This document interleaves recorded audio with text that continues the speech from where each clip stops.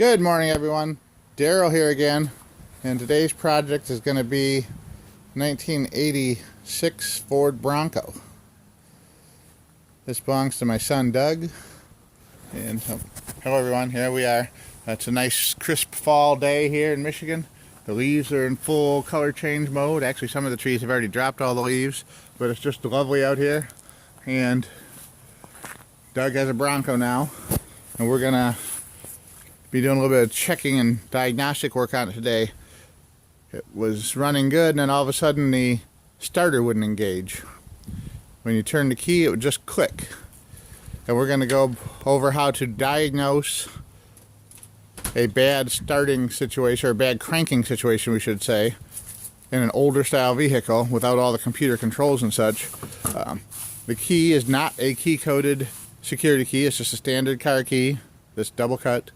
And there's nothing in the way of high-tech electronics on this, so it shouldn't be that hard to diagnose. We're going to go over everything and show you what to check, how to check it. First thing is to check the key, make sure it's going into the ignition properly and the key turns freely. The next step would be to put the vehicle in neutral and see if that helps you, because sometimes the neutral safety switches go bad on these and the car doesn't know it's in park.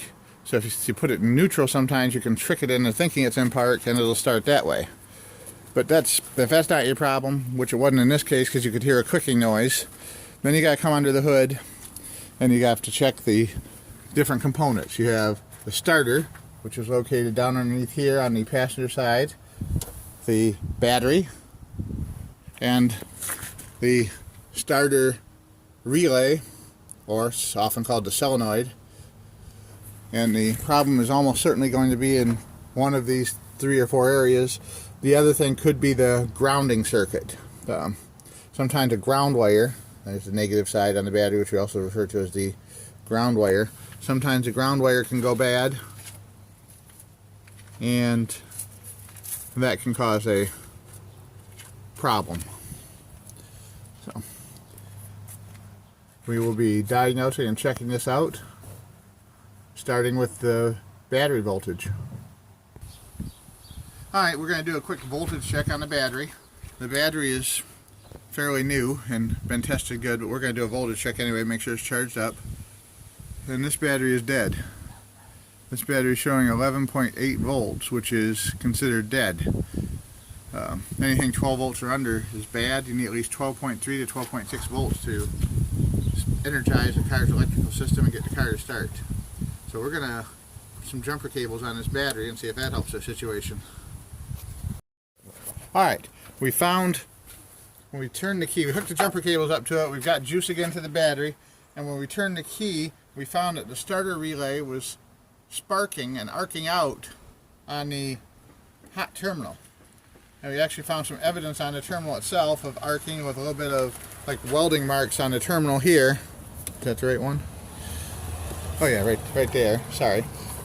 So what we did is we went down, I sent Doug under the truck, and he found out that the starter cable was actually touching the frame or the motor of the truck and grounding out when you activated the starter circuit.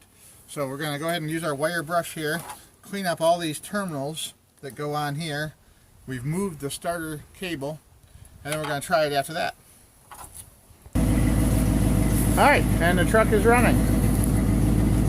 We think the initial problem led back to a battery cable, or I should say the cable that goes from the starter relay down to the starter was really corroded and cracked on one end, and that came loose, causing the truck not to start. And then once we put that back on, the new cable was touching the starter, which shorted out the system, causing the battery to go dead and the sparks shooting out of it when we tried to jump start it. So the new cable, the adjustment of the cable, a charged up battery, cleaned all the terminals, and we're good to go again.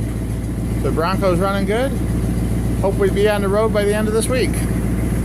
Thanks for watching. If you have any questions about your electrical system on older cars, post them below and I'll be happy to help answer them.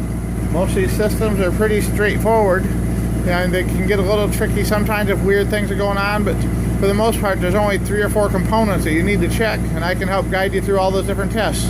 Thanks for watching. Have a great day.